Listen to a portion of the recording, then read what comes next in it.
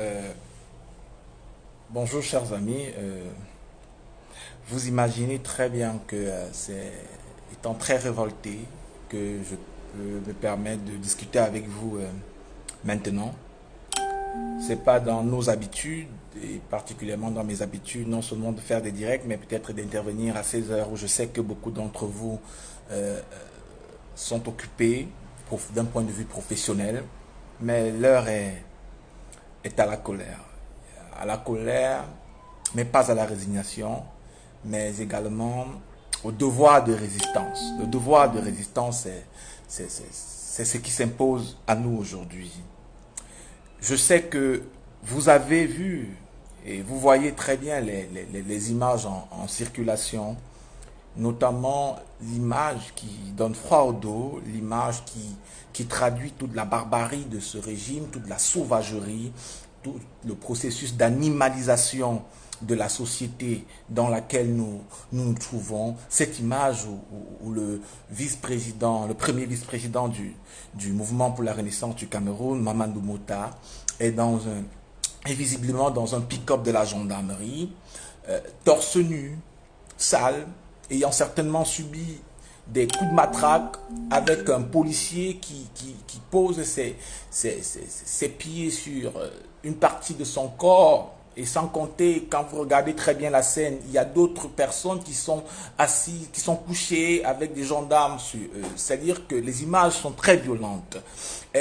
C'est une violence à la fois étatique, mais une violence symbolique. C'est une violence qui vise à construire la terreur, qui vise à détruire notre engagement, notre mobilisation, notre détermination. Mais c'est également une violence qui traduit en fait la psychologie de l'ordre gouvernant en place. C'est-à-dire que dans la manière avec laquelle la scène est matérialisée, on y voit très bien un comportement digne de la colonisation. C'est ce qu'il faut regarder. J'ai vu des compatriotes qui ont ressorti cette image de Patrice Lumumba arrêté par les Belges principalement, et qui dans cette voiture est traîné comme un imbécile, comme un idiot. C'est un peu cette image qui est celle de Mamadou Mota. Donc, c'est vraiment une société de la barbarie et qui est une image douloureuse qui renvoie au fait que nous ne sommes pas dirigés par des êtres humains, nous ne sommes pas dirigés par des gens qui ont à cœur de prendre en considération les préoccupations des citoyens, mais nous sommes dirigés par des gens qui sont principalement animés par la logique de consolidation du pouvoir, d'exploitation des couches sociales et qui sont prêts à tout pour y parvenir. Cette image de Mamadou Mota ne doit pas nous amener à renoncer à notre lutte. Au contraire, nous devons encore redynamiser la lutte. Nous devons prendre en compte le fait que nous n'avons pas en face de nous des êtres normaux. Nous n'avons pas en face de nous des démocrates. Nous n'avons pas en face de nous des hommes civilisés. Nous avons en face de nous des barbares. Nous avons en face de nous des sauvages. Et lorsqu'on est dans ce type de dynamique, il faut avoir la force. Il faut trouver en soi l'énergie, le courage nécessaire pour affronter cette tyrannie. C'est dans cette logique que nous sommes. Nous devons être prêts à résister. Ce que vous devez savoir, et je l'explique partiellement dans mon livre que voici, certainement beaucoup d'entre vous ont eu le temps de le lire, certains déjà, d'autres ça arrive. Je montre très bien là comment ils ont transporté le président Maurice Kamto de Douala à Yaoundé. C'est-à-dire qu'il était enchaîné avec des hommes super armés. Ils étaient 3 sur une chaise de 2 places. On l'a empêché de faire pipi. On lui a donné des coups de grosse et tout le reste. Donc il y avait cette volonté d'humiliation, un peu comme ce que subit Mamadou Mota aujourd'hui. Et vous vous souvenez très bien que cette arrestation a plutôt renforcé notre détermination à se battre contre le régime de M. Biya. Donc nous devons y aller. Nous devons poursuivre cette résistance. Je vous dis, j'ai le cœur meurtri parce que Mamadou Mota n'est pas seulement quelqu'un de ma génération, mais c'est également un ami.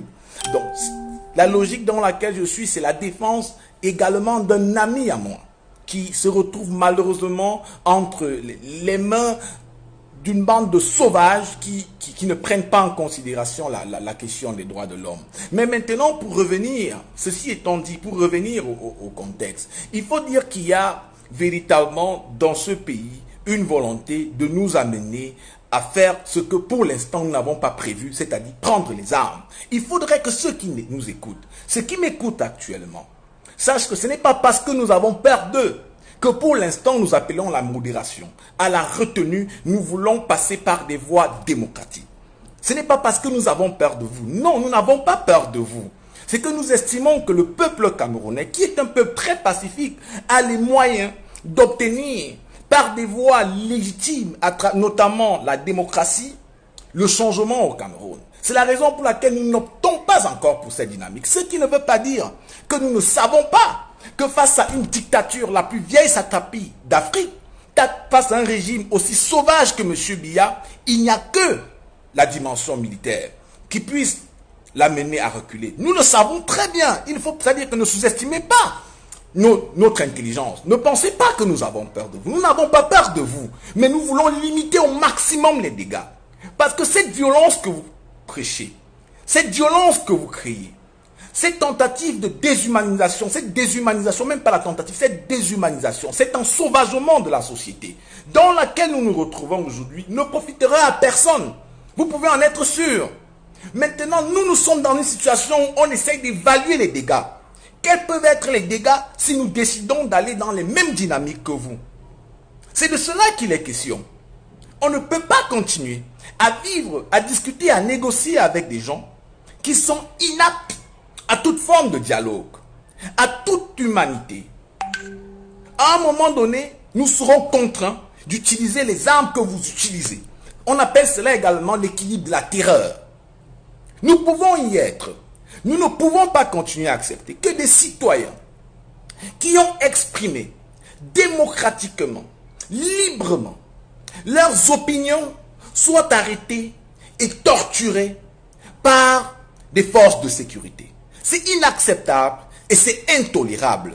Pour tout bon démocrate, on n'a pas besoin d'être du MRC, on n'a pas besoin d'être de l'opposition politique, on a besoin d'être un citoyen dans une république, on a besoin d'être un démocrate, on a besoin de savoir que le respect de la liberté d'expression, le respect de la liberté d'association sont des valeurs qui sont chères à la démocratie, qui sont des valeurs qui sont chères à la République.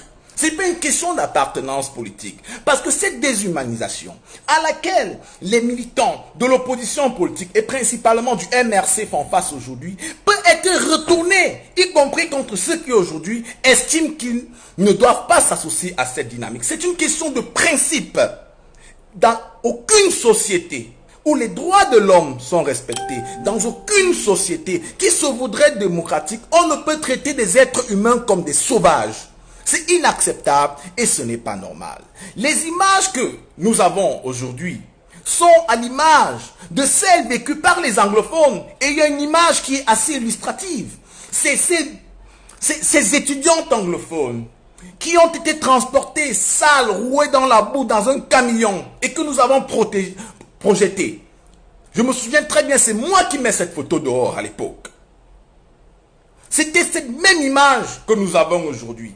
Voilà des éléments qui ont contribué à radicaliser les anglophones. Parce que le processus de diabolisation du mouvement anglophone auquel nous avons assisté au courant de l'année 2017 était une tentative par le pouvoir de M. Biya de ne pas apporter des solutions concrètes à des revendications qui étaient légitimes. Les amis, s'il vous plaît, envoyez les cœurs pour qu'ils ne coupent pas la vidéo. Parce qu'ils sont en train de travailler, je le ressens déjà, s'il vous plaît. Et c'était donc un moyen pour eux de ne pas répondre aux préoccupations de cette population. Or, les revendications des anglophones étaient légitimes, tout comme celles de l'opposition politique aujourd'hui sont légitimes. Il faut savoir que les anglophones également ont commencé par des revendications citoyennes. Les avocats, les enseignants, les étudiants n'ont pas pris les armes en 2016. Ils ont été contraints à prendre les armes, les anglophones. Ils ont été contraints parce qu'on a en face de nous un pouvoir autiste. On a en face de nous un pouvoir qui ne sait pas dialoguer. On a en face de nous un pouvoir qui a pour priorité de se maintenir au pouvoir, de consommer l'argent du contribuable camerounais sans toutefois apporter des réponses aux populations. C'est pour ça que nous avons la crise anglophone aujourd'hui. Ça veut dire que, d'un point de vue politique et d'un point de vue analytique, il est difficile de condamner les anglophones, parce que les anglophones sont les victimes de ce pouvoir, tout comme les militants du RC, qui sont déshumanisés, qui sont traités comme des animaux aujourd'hui, sont victimes de ce pouvoir. Il y a là ce qu'on appelle une convergence de lutte, qui peut se créer et qui doit désormais se créer, parce qu'ils sont en train d'appliquer au MRC aujourd'hui les mêmes techniques qu'ils ont appliquées aux anglophones. Et ce que je dis est très simple, c'est qu'on n'a pas besoin d'appartenir au MRC. Moi, je n'appartiens pas au MRC, même si je défends Maurice Kamto, parce que je défends des questions de principe, des questions de liberté, des questions de démocratie, des questions liées à la République. On ne peut pas se contenter de maintenir à la tête de l'État du Cameroun un pouvoir aussi violent, aussi barbare, aussi sauvage, dont le bien-être des Camerounais n'est pas une priorité. Et au lieu de cela, ils développent même encore une culture de l'arrogance. Les anglophones vont dire non à cette dynamique. Ils s'y sont opposés. Et quand vous analysez les vidéos de la prison centrale de Kondenguière, effectivement, on voit très bien qu'il s'est créé, d'un point de vue symbolique, une alliance entre les détenus anglophones et les détenus du MRC. C'est ce qui est apparu hier clairement. Et c'est vrai que quand vous analysez également les mobilisations dans la diaspora, depuis 6 mois, vous vous rendez compte également que cette mobilisation, cette convergence de lutte était apparue. Donc sur le terrain politique, on voit très bien que les francophones sont progressivement en train de rejoindre les anglophones. Ça, c'est déjà au niveau des idées. Mais on ne va pas s'arrêter aux idées si vous avez en face de vous des gens qui utilisent le pouvoir de l'État, qui instrumentalisent l'appareil sécuritaire pour se maintenir au pouvoir. On ne peut pas continuer dans cette logique. Il va falloir qu'à un moment donné, on puisse clairement étudier toutes les options sur la table. Parce que personne ne peut accepter que son frère, que sa sœur, que son cousin, que sa mère, que sa tante, que son père ne soit détenu, ne soit torturé, ne soit violenté par un pouvoir simplement parce qu'il a exprimé ses idées politiques. C'est une question individuelle. C'est une question que chacun doit s'interroger. Posez-vous cette question. Ceux qui ont encore la capacité de trouver des circonstances atténuantes à ce pouvoir imbécile, posez-vous cette question. Et si Mota était mon frère? Et si Mota était mon cousin? Comment aurais-je pu réagir? Ne faites pas autrui ce que vous n'aimerez pas qu'on vous fasse. Ne souhaitez pas autrui ce que vous ne souhaitez pas qu'il vous arrive. C'est de cela qu'il est question. Il y a à la fois une question politique, un enjeu politique, notamment lié aux revendications, mais il y a également un enjeu moral et un enjeu éthique dans cette bataille. Pourquoi devons-nous tolérer que les militants du MRC, de la société civile, soient torturés comme ils le sont, soit déshumanisés, sont traités comme des sauvages, simplement parce qu'ils expriment leurs opinions? Et pourquoi vous pensez que demain également, les gens ne vont pas vous traiter de cette façon? Qui veut aller loin ménage sa monture. On ne peut pas continuer à vivre dans un pays qui torture ses enfants. À un moment donné, nous allons devoir dire non. Ces gens se sont levés hier. D'après mes informations, le mouvement était préparé depuis des jours. Et ils devaient le faire aujourd'hui, donc ce mardi. Mais mardi était un jour de visite. Et donc, ils ont préféré anticiper à lundi. Ils ont lancé leur contestation au sein de la prison. Ils ont demandé à rencontrer le ministre de la Justice, le commissaire du gouvernement, pour qu'ils viennent leur expliquer quelle est leur situation. Ils ont refusé de rencontrer le régisseur. Il faut savoir que dans cette prison de Kondengi, les manifestations d'hier sont d'abord des manifestations liées aux conditions d'existence.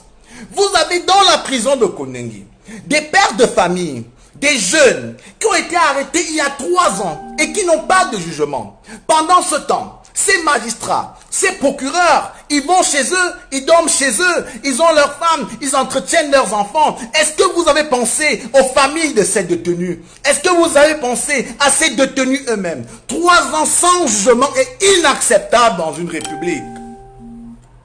On n'a pas besoin d'être anglophone pour condamner cela. On n'a pas besoin d'être francophone pour condamner cela. On n'a pas besoin d'appartenir au MRC pour condamner cela. Ce sont des questions de principe. Tout détenu doit savoir pourquoi il est détenu. Quels sont ses chefs d'accusation et quelle sentence à laquelle il s'expose. C'est des questions de principe qui doivent réguler notre conduite sociale. Ce n'est pas une question d'appartenance politique. On ne peut pas maintenir en détention près de 300 personnes sans leur signifier clairement ce pourquoi ils sont accusés pendant 3 ans. Ces gens ont une vie. La logique de la prison, d'un point de vue philosophique, c'était simplement pour redresser des corps qu'on estimait porter des menaces sur la société. La prison ne marque pas la fin d'une vie. L'enfermement, en fait, vise à discipliner les individus. L'enfermement ne vise pas à tuer socialement des individus. C'est pour ça qu'on a créé les prisons. Or, vous maintenez des gens 3 ans, 4 ans, que vous avez pris parfois à Boya, à Bamenda, à Kumba, à Limbe. Vous les amenez à Yaoundé, ils font 3 ans, 4 ans sans être jugés. Si ce n'est pas de la méchanceté, à quoi cela peut s'apparenter? Si ce n'est pas du mauvais cœur, si ce n'est pas du manque de respect pour la vie humaine. Parce que s'il y a un enjeu fondamental dans cette affaire, tout gouvernement a le devoir de protéger la vie de ses concitoyens. Parce qu'ils ne sont pas là parce qu'ils sont forts. Ils sont là parce qu'on estime qu'ils ont été choisis pour conduire la cité. C'est de cela qu'il s'agit. Mais que fait-on, justement, lorsqu'on a un gouvernement qui décide unilatéralement de tuer ceux dont il doit être capable de protéger? Il veut tuer socialement ces individus. C'est ce qui est inacceptable. Je suis encore là simplement au niveau de la dimension juridique, où on voit là très bien qu'il n'y a pas seulement un dysfonctionnement de l'appareil judiciaire, il y a une méchanceté. 3-4 ans sans jugement, parce que vous ne savez pas. Par la suite, ils peuvent être encore condamnés. Que fait-on de leur vie? Ce sont des pères de famille, ce sont des mères, ce sont des jeunes. Ils ont besoin également de rêver. Surtout que dans cette prison, ces gens ne sont pas entrés en prison parce qu'ils le voulaient, parce qu'ils le souhaitaient. Ils ont été arrêtés parce qu'ils revendiquaient civilement, démocratiquement leurs droits. Et là encore, il y a un problème. On a arrêté beaucoup de ces gens parce que c'était des manifestants pacifiques. Laissons le cas des anglophones. Prenons le cas des personnes arrêtées le premier, dans le cas des marches blanches MRC du 1er et du 8 juin. Vous arrêtez des gens qui manifestent pacifiquement, vous les torturez dans les commissariats et à la gendarmerie, ils ne passent pas devant un magistrat, vous les envoyez à Kondengi. Est-ce que vous vous rendez compte de la gravité de la situation? Donc dans ce pays appelé Cameroun, sous ce tyran qu'on appelle M. Biya, on peut prendre des citoyens qui expriment leurs droits constitutionnels. On les sort des commissariats pour les envoyer directement dans une prison. Ça n'obéit à aucun dispositif juridique. Ça veut dire que l'État foule aux pieds les lois de la République, foule aux pieds les textes qu'il a édictés. Je le dis encore, c'est des questions de principe. C'est des questions de principe, c'est des questions républicaines. On n'a pas besoin d'appartenir à une organisation politique pour défendre les principes dans un pays. On a besoin simplement d'affirmer les valeurs de la République. C'est de cela qu'il est question. On ne peut pas arrêter près de 50 personnes, les prendre d'un commissariat et les mettre en prison. Leur mandat de détention, qui n'existait même pas d'abord, expire. La détention provisoire expire. Ils sont toujours maintenus en prison. Qu'est-ce qui peut bien justifier cet état de fait? C'est simplement des règlements de compte politiques. Et cela est inacceptable. Cela est intolérable. Et ils sortent. Ils manifestent.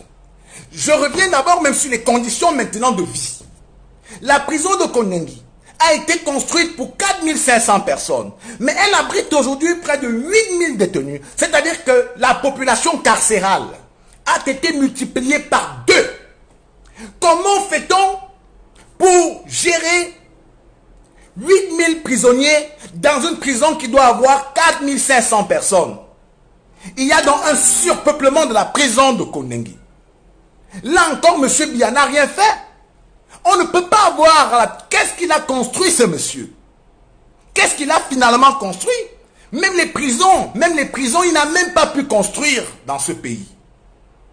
Aujourd'hui, la prison de Kondengi est devenue le lieu où M. Biya compte terroriser ses adversaires politiques. La preuve en est que les détenus de l'opération Épervier sont à Kondengi, les leaders anglophones sont à Kondengi, les leaders du MRC sont à Kondengi.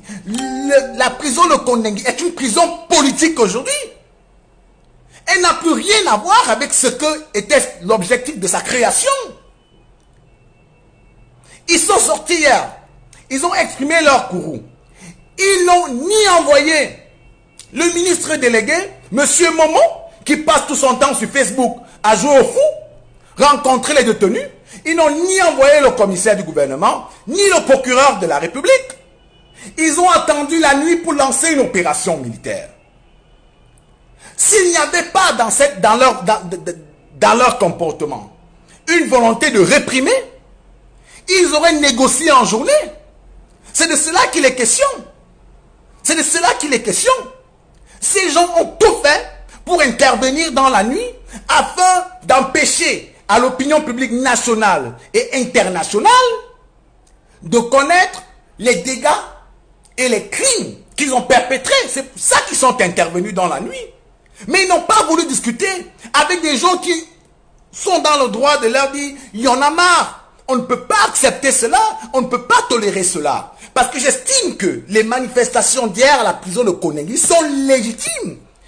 Les gens ne peuvent pas accepter mourir sous nos yeux et nous restons indifférents. Ils ont eux-mêmes le droit de se battre pour eux. Plus grave, ils ont brouillé les communications aux alentours de toute la prison. Un peu comme ils l'ont fait pendant la présidentielle. C'est-à-dire qu'après 22h30, 23h, et je le raconte très bien dans ce livre, dans mon livre, je montre ça très bien, entre 22h, pendant 48 heures, ils ont coupé toutes les communications dans l'extrême nord pour empêcher que les résultats du MRC puissent parvenir sur Yaoundé afin de légitimer leur faute. Et le matin, vous avez vu circuler des faux PV qui étaient montés par la Direction Générale de la Recherche Extérieure. C'est la même chose qu'ils ont fait à Kondengi hier. Ils ont brouillé tous les alentours de la prison pour empêcher qu'on ait des éléments sur les violences qui étaient perpétrées contre les prisonniers. C'est de cela qu'il est question. On ne peut pas continuer à avoir un tel régime. Il va falloir qu'à un moment donné, nous tapions du poing sur la table et nous disions que nous allons nous battre. Nous allons nous battre peut-être avec leurs armes. Nous n'avons pas peur d'eux. Il faut qu'ils soient clairs dessus. Nous n'avons pas peur d'eux. Ce n'est pas parce que des gens comme moi nous disons, nous respectons la philosophie de Maurice Kamto. Nous respectons la démarche de Maurice Kamto. Maurice Kamto a dit qu'il n'acceptera jamais que pour parvenir à la présidence de la République, le sang d'un seul Camerounais coule. C'est pour ça que Maurice Kamto a accepté aller en prison. C'est pour ça que Maurice Kamto a toujours pris soin de dire à ses militants de ne pas organiser de manifestations sans déclaration. C'est pour ça que Maurice Kamto, jusqu'ici, n'opte pas pour la dimension violente. Et il faut lire mon livre pour comprendre très bien la démarche de ce monsieur en dépit de toute l'adversité à laquelle il a pu faire face. Nous nous en tenons encore à ces principes. Mais cela ne veut pas dire qu'on va éternellement rester passif à cette barbarie de ce régime, à cette violence, à ce sectarisme, parce que c'est de cela qu'il est question. Aujourd'hui, la CIATV annonce tout à l'heure que les manifestations de la prison de Kondengi étaient une réponse à la marche de Bafoussam. Mais c'est de l'hérésie. C'est pour vous montrer la dimension de manipulation de ce régime. Les événements de Bafoussam, je l'avais dit, je l'avais martelé, c'était un épiphénomène. Les événements de Bafoussam auraient pu passer sans grand intérêt. Parce qu'en réalité, Comme Kamto l'a dit, je sais que vous m'aimez dans vos cœurs. On n'a pas besoin de le clamer. Et d'ailleurs, en termes d'affluence, c'était ridicule. C'était ridicule. Donc, venir accuser les anglophones et les membres du MRC à Kondengui d'avoir voulu contrecarrer l'événement de Bafoussam, c'est simplement encore une volonté de manipuler l'opinion publique camerounaise. C'est ça en fait. C'est pouvoir légitimer la barbarie de ce régime. Nous ne devons pas le tolérer. Nous devons désormais être prêts. Nous devons commencer à penser les voies et moyens pour affronter la tyrannie de Yaoundé. Nous devons commencer à penser et à entrevoir clairement, s'il n'est pas nécessaire, de construire clairement l'alliance franco. Et ça, je le dis pour la première fois, et je le dis clairement. Je le dis clairement parce qu'on ne peut pas continuer à jouer les enfants à papa avec des sauvages, des barbares qui se comportent comme les colons. La colonisation est finie. Les images de Mota reflètent le traitement que les Blancs infligeaient à nos grands-pères qui travaillaient dans les plantations, qui construisaient les trains, qui construisaient les routes. C'est ce que ces images symbolisent. Ces Camerounais qui tolèrent cela, ils font preuve à la fois d'une inculture, mais d'une imbécilité. Ce n'est pas de notre faute, en fait, s'ils ne sont pas éduqués. Le régime de Biya a, de mon point de vue, la symbolique d'une usine à fabrication de cancre, qui ne se rendent même pas compte des problèmes qui sont en train de créer à ce pays. On ne peut pas le faire, on ne peut pas soutenir l'injustice au nom du fait que les gens n'appartiennent pas à notre bord politique. On se bat dans une république. On se bat dans une république, dans un pays, sur la base des principes, sur la base des valeurs. C'est de cela qu'il s'agit. J'ai écrit mon livre sur Kamto parce que je savais et j'étais convaincu qu'il avait été victime de l'une des plus grosses machinations politiques du régime de Yaoundé. Et je l'ai découvert. Et l'écriture de ce livre m'a renforcé dans mes convictions à le soutenir par tous les moyens. Nous ne pouvons pas et nous ne devons pas soutenir des sauvages, des barbares, des violents, des animaux parce que nous avons de la haine. La haine détruit la rationalité. La haine tue le savoir. La haine empêche de réfléchir. Il faut de la distance. Il faut avoir la capacité de dire la vérité, même à ceux qu'on aime. Parce que quand vous aimez quelqu'un, vous leur dites la vérité. Vous lui dites la vérité autant pour moi. Il faut dire la vérité à ceux qui nous gouvernent, que nous ne pouvons plus, nous ne voulons plus et nous n'allons plus tolérer cela. J'ai beaucoup de mes amis, je l'ai dit aujourd'hui, mon ami médecin, le docteur Oko est en prison. Je vais vous parler du docteur Christian Folefa, qui est également en prison. Mamadou Mota, j'ai beaucoup de mes congénérations et mes amis sont en détention dans ce pays. Je ne peux pas accepter qu'ils soient traités de la sorte. Parce que s'ils sont traités de la sorte, comment vont-ils nous traiter? Nous, ils vont traiter tous les Camerounais. Et je le dis à qui ils veulent entendre. S'ils ont pu arrêter Maurice Kamto, le jeter en prison, le faire subir ce qu'il est en train de subir. Maurice Kamto, qui est un intellectuel de renommée internationale. Maurice Kamto, qui a écrit des textes importants pour l'Union africaine. Maurice Kamto, qui fait partie du comité des juristes dans le monde, qui table sur les textes qui réglementent le droit international. Maurice Kamto, qui a travaillé sur le dossier Bakassi et qui fait la fierté du Cameroun, parce que c'est lui d'ailleurs qui était à la signature du document. Maurice Kamto, qui a suivi le processus de retrocession de Bakassi. S'ils l'ont arrêté, ils l'ont mis en prison. Croyez-moi mes amis, vous ne valez rien aux yeux de ces gens. Ne vous trompez pas, vous n'êtes que des objets à leurs yeux. Et ne vous trompez pas, que vous soyez Boulou, Maka, Bamileke, Fulbe, Peul, vous ne valez rien aux yeux de ces gens. Vous êtes des objets qu'ils peuvent utiliser pour assouvir leurs pauvres desseins. C'est pour ça qu'ils créent le tribalisme aujourd'hui. Ils vous montent les uns contre les autres afin de déplacer le vrai débat qui est celui du mandat de Biya, des 37 ans de Biya à la tête de l'État du Cameroun, pour vous amener à vous concentrer essentiellement sur les questions ethniques qui sont en fait périphériques au combat d'aujourd'hui. C'est de cela qu'il est question. Nous devons avoir la capacité de ne pas se laisser distraire par des gens qui veulent en fait nous amener à ne pas créer la synergie nécessaire ou les synergies nécessaires pour leur faire tomber.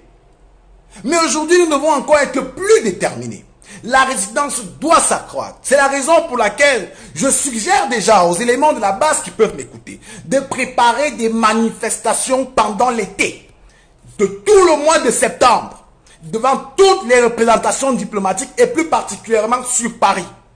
Le régime de Biya, nous devons leur faire clairement comprendre que nous ne jouons plus. Nous ne jouons plus. Nous allons résister avec les armes que nous avons. Et si nous estimons à un moment donné qu'il faut utiliser les mêmes techniques et les mêmes armes qu'ils utilisent, nous allons le faire. Nous allons aller jusque-là. Si vous pensez que nous ne pouvons pas aller, nous allons y aller. Parce qu'on ne va plus accepter que vous tuez des gens, que vous en sauvagez toute une société, que vous préparez une guerre civile au Cameroun. C'est de cela qu'il est question. Ces gens sont méchants. Ces gens sont très méchants. Regardez l'image de Mamadou Mota. Mamadou Mota, c'est un fils du Grand Nord. Aujourd'hui, il tente de diaboliser, entre guillemets, les Bamileke. C'est une diabolisation. Heureusement que beaucoup de mes frères, pour les bêtis, comprennent ça très bien. Et le chef Bilo-Efa l'a très bien expliqué, qui sort de Kondengi. Heureusement. Mais ces mêmes gens, ce sont des gens qui, en 2014, ont créé des communiqués pour faire croire en fait à l'opinion publique camerounaise que M. Marafa Aminoya était derrière Boko Haram. Dans ce pays, il y a encore 3 ans avant les anglophones, 4 ans avant les anglophones, ils ont tenté une diabolisation des ressortissants de l'extrême nord. Ils l'ont fait, sous le prétexte que Boko Haram menaçait le pouvoir de Yaoundé. Alors que dès 2010, et si vous avez des amis dans les services de renseignement, dans la police et la gendarmerie, ils vont vous dire que dès 2009-2010, la plupart des services de renseignement au Cameroun avaient adressé des rapports très clairs sur le fait que la menace Boko Haram était déjà dans l'extrême nord et qu'il fallait prendre des mesures pour lutter contre cette menace. Je dis bien, dès 2010, la protection des populations du Grand Nord n'était pas une priorité de ces voyous. Ce n'était pas leur priorité. Leur priorité entre 2010 et 2011, c'était de faire élire M. Biya. Donc, au nom justement de l'intérêt personnel de M. Biya, on a...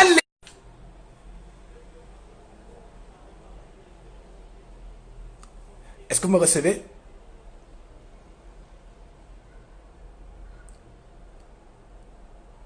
Est-ce que vous me recevez?